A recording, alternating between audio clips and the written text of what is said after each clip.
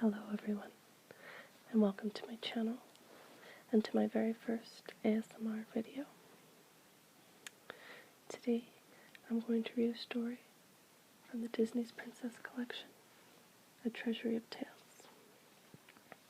This is my daughter's book. She loves all the princess stories.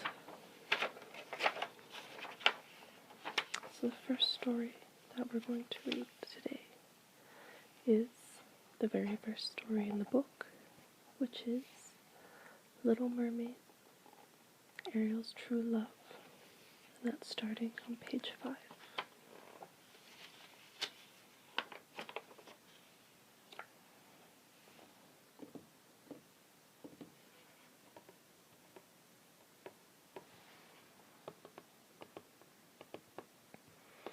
Just doing some light tapping on the book for you, as it's one of my favorite sounds.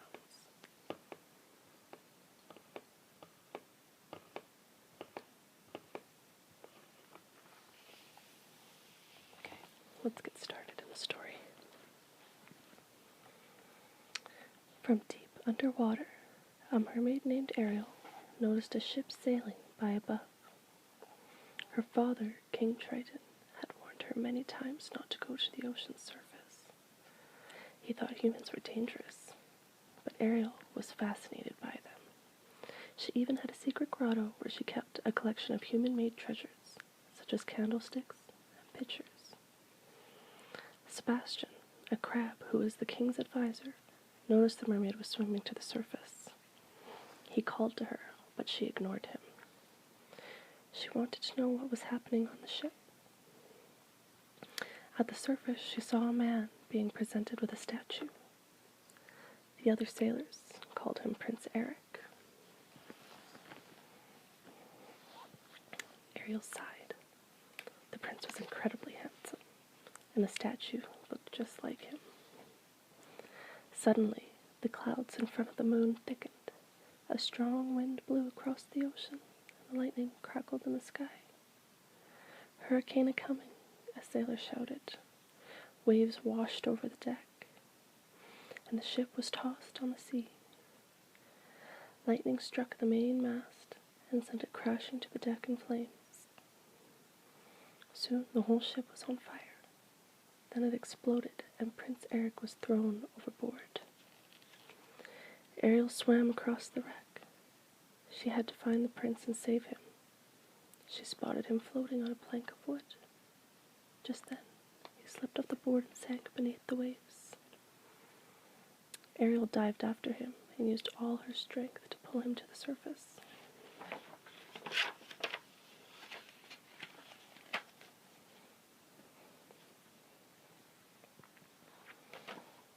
Before long, the sky cleared and Ariel dragged the prince onto the beach.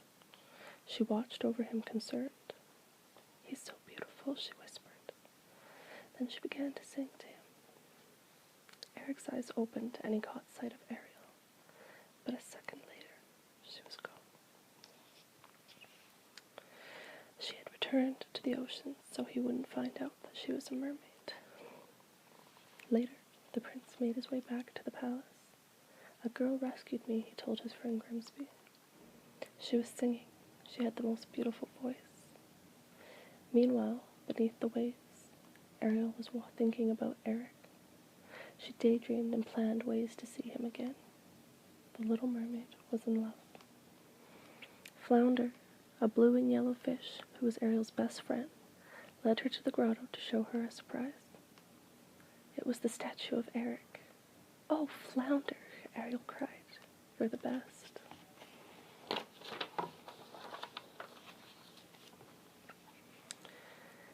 Ariel only had a few moments to admire the statue before her father stormed in. He had found out that Ariel had been to the surface, and he was furious. Contact between the human world and the mer world is strictly forbidden. He scolded her. King Triton lifted his trident and took aim at the human objects. "Daddy, no!" Ariel cried. A golden ray shot out from the trident and destroyed a globe. Another blast shattered a candelabrum, then a painting of some books. Finally, Triton turned his trident onto the statue, which exploded into pieces. Ariel burst into tears. Her father didn't seem to understand how important these things were to her. "Just go away," she cried. Ariel was hurt that her father had destroyed her treasures. She knew he would never allow her to see Eric, so she decided to go see Ursula, the sea witch.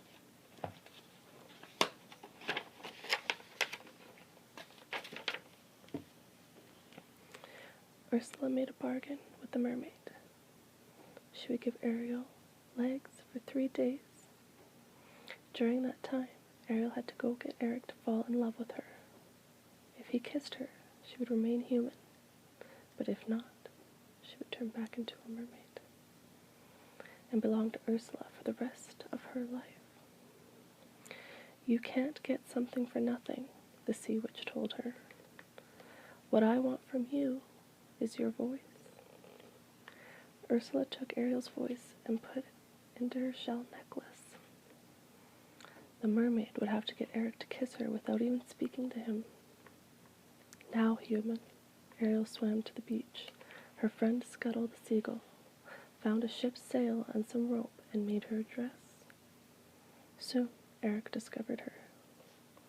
"You seem very familiar to me," he said. "Have we met?" For a moment, Eric thought she had rescued him from the shipwreck, but then he realized she was unable to speak. "Then you couldn't be who I thought," he said, disappointed. But he took Ariel back to his castle anyway. She tried to adjust to life on land, but everything was so strange.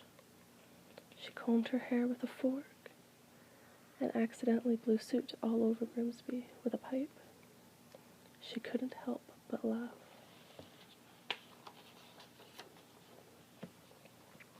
Grimsby was glad to see the prince enjoying himself. "You know, Eric, perhaps our young guest might enjoy seeing some of the sights of the kingdom," he suggested. "It's not a bad idea," the prince turned to Ariel. "Well, what do you say? Would you like to join me on a tour of my kingdom tomorrow?" She nodded happily. It was like a dream come true. The next morning, the two of them set off in the royal carriage. Ariel was thrilled. The world around her was so exciting and new.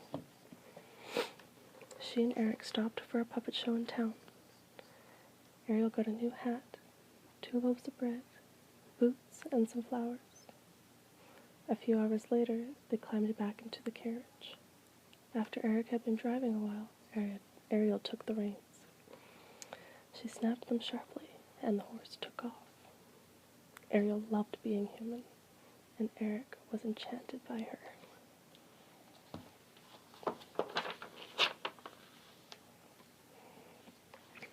That evening, from a rowboat in a quiet lagoon, Ariel and Eric watched the sunset.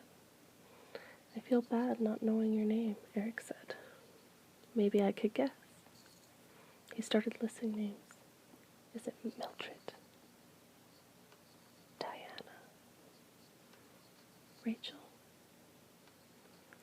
Ariel shook her head.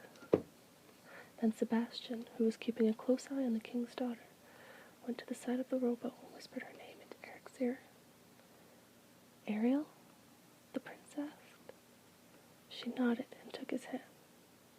Eric leaned in. Ariel closed her eyes, and splash!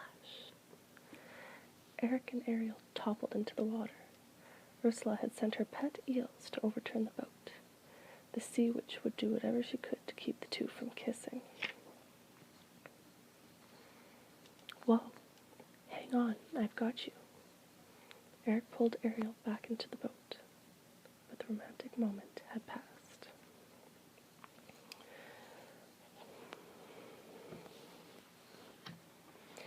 That night, Eric heard the voice of the girl who had rescued him. He went to find her, and soon he had. She was named Vanessa. But the girl was really Ursula in disguise. She was using Ariel's voice to trick the prince into falling in love with her. The next morning, Word spread around the kingdom. Eric was getting married to Vanessa.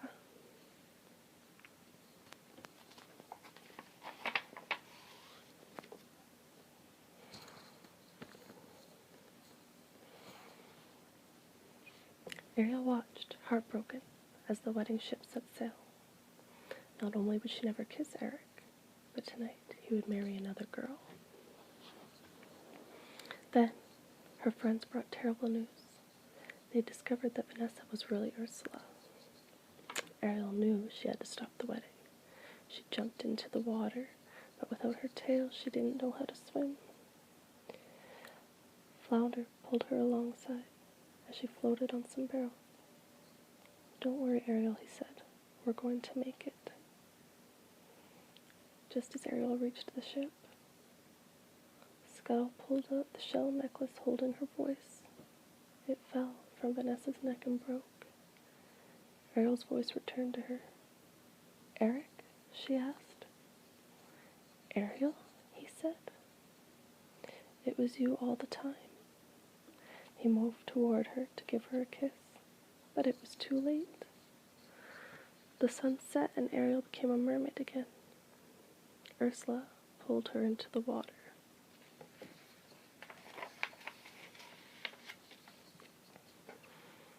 "I lost her once. I'm not going to lose her again," Eric cried. He battled the powerful sea witch and destroyed her. Afterward, the prince lay on the shore exhausted.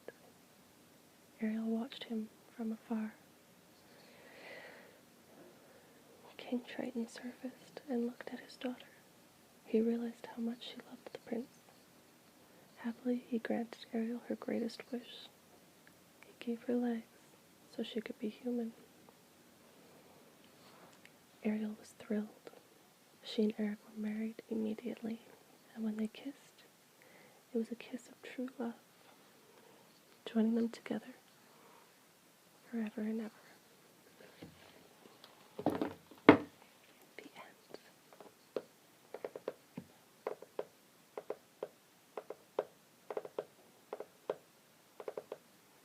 If you'd like to hear another story,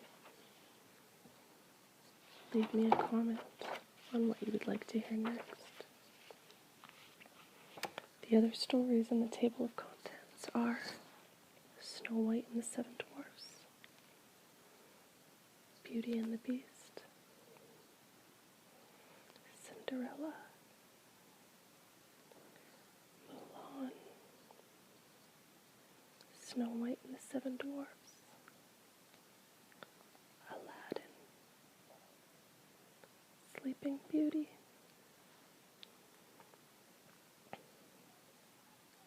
Pocahontas.